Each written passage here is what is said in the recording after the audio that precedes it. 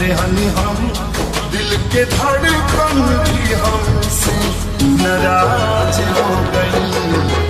या तो हया सिवा कुछ ना के सनम होके हमसे बाज हो गई। तोहके दिलवा में तोहके दिलवा में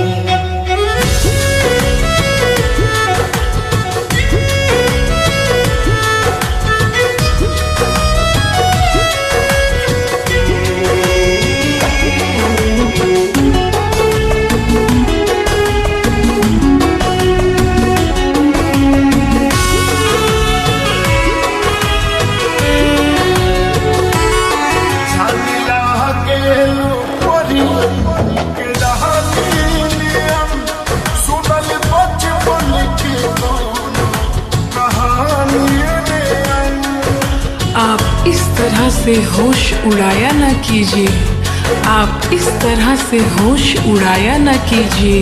यूं बन सवर के सामने आया न कीजिए।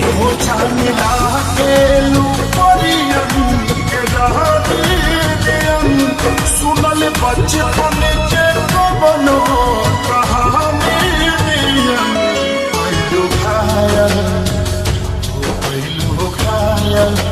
नजरिया झुका के सनम और मुस्की से दिल के इलाज हो गई। तोहके दिलवा में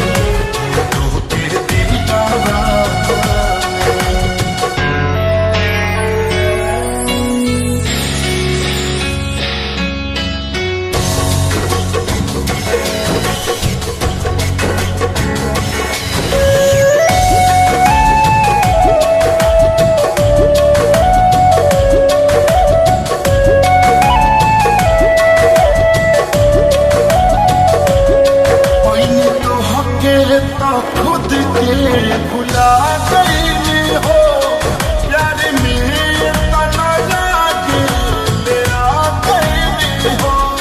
जब से उनके तेरी नजर दिल के पार हुए, जब से उनके तेरे नजर दिल के पार हुए, मजा ऐसा आया कि हम शिकार बार बार हुए। ओ पैनी तो हके खुद के भुला गई हो प्यार में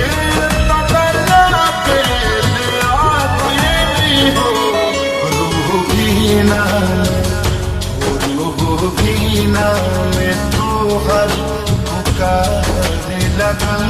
अब तो नस नस में तो राज हो गई। तोहके दिलवा में जैसे बसा